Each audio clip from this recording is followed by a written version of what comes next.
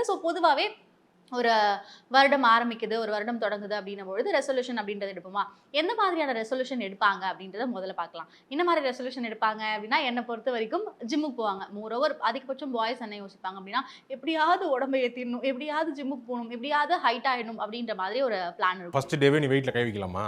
வெயிட்ஸ்ல கையை வச்சேன்னு வச்சுக்க, நான் பொல்லாதவனா மாறிடுவேன் நான். இன்னொரு செட் ஆஃப் ரெசல்யூஷன் எப்படி இருக்கும் அப்படின்னா, ஒரு பாஸ்ட் திங்கிங்லாம் இருக்கலாம். பாஸ்ட் ட்ராமாஸ் இல்ல பாஸ்ட்ல விஷயங்கள், சில விஷயங்கள்லாம் இருக்கும். அதெல்லாம் வந்துட்டு ஓவர் கம் பண்ணி வந்துடணும்.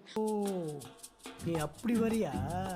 போன வருஷம் தான்டா நான் பயங்கரமா அடி வாங்கினேன். இந்த வருஷமாவது பயங்கரமா அடி வாங்காம, இப்ப ரீசெண்டா ஒரு ரீல் ஒண்ணு வந்து வைரல் ஆச்சு. என்ன தெரியுமா? 2026ல அடிக்கிறோமோ இல்லையோ தடுக்குறோம் அப்படின்ற மாரி ஆச்சு. ஏன்னா 2025ல பயங்கரமா வாங்கியாச்சு. எனக்கெல்லாம் ஜான்வரி 1ல வந்துட்டு என்ன எக்ஸ்பெக்டேஷன் இருந்துச்சு அப்படின்னா, இதுதான் ஒரு பிளானே போட்டு வச்சிருந்தேன் நானு. ஜான் டூ மார்ச் இதுதான் பண்ண போறோம். மார்ச் டூ அடுத்த 3 மாசம் இதுதான் பண்ண போறோம். அடுத்த நவம்பர் டூ டிசம்பர் இதுதான் பண்ண போறோம். ஆனா அந்த பிளான் படி நான் இப்ப வாழ்க்கைய நடத்துறேனா?